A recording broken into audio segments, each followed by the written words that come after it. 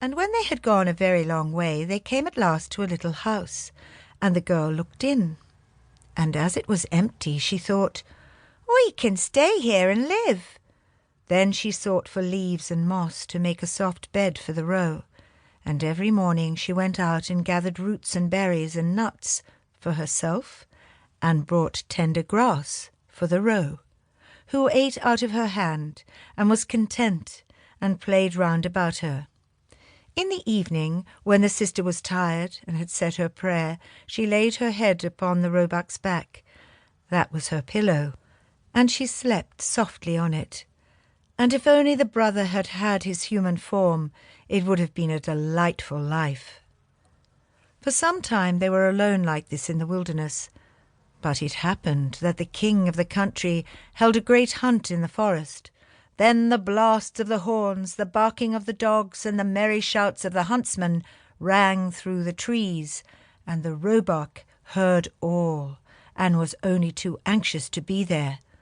"Oh," said he to his sister, "let me be off to the hunt. I cannot bear it any longer." And he begged so much that at last she agreed. "But," she said to him, "come back to me this evening. I must shut my door for fear of the rough huntsman, so knock and say, 'My little sister, let me in,' that I may know you, and if you do not say that, I shall not open the door."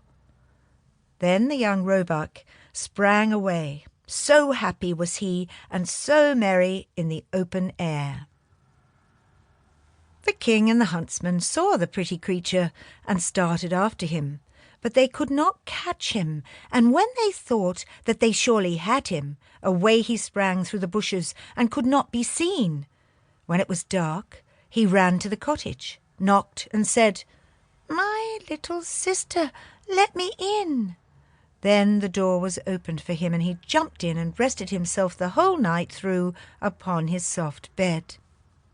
The next day the hunt went on afresh, and when the roebuck heard again the bugle horn and the ho-ho of the huntsman, he had no peace, but said, "Sister, let me out, I must be off." His sister opened the door for him and said, "But you must be here again in the evening and say your password." When the king and his huntsman again saw the young roebuck with the golden collar, they chased him, but he was too quick and nimble for them. This went on for the whole day, but at last by the evening the huntsmen had surrounded him, and one of them wounded him a little in the foot, so that he limped and ran slowly. Then a hunter crept after him to the cottage and heard how he said, "My little sister, let me in," and saw that the door was opened for him and was shut again at once. The huntsman took notice of it all and went to the king and told him what he had seen and heard. Then the king said, "Tomorrow we will hunt once more." The little sister, however, was dreadfully frightened when she saw that her fawn was hurt. She washed the blood off him, laid herbs on the wound, and said, "Go to your bed, dear roe, that you may get well again." But the wound was so slight that the roebuck next morning did not feel it any more. And when he again heard the sport outside, he said, "I cannot bear it. I must be there. They shall not find it so easy to catch me." The sister cried and said, "This time they will kill you, and here I am alone in the forest and forsaken by all the world. I will not let you out." "Then you will have me die of grief," answered the roe. "When I hear the bugle horns, I feel as if I must jump out of my skin." Then the sister could not do otherwise, but opened the door for him with a heavy heart, and the roebuck, full of health and joy, bounded into the forest.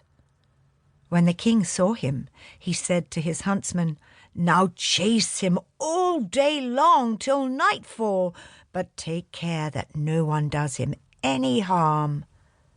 As soon as the sun had set, the king said to the huntsman, "Now come and show me the cottage in the wood." And when he was at the door, he knocked and called out, "Dear little sister, let me in."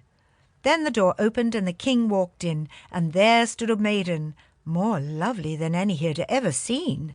The maiden was frightened when she saw, not her little roe, but a man come in.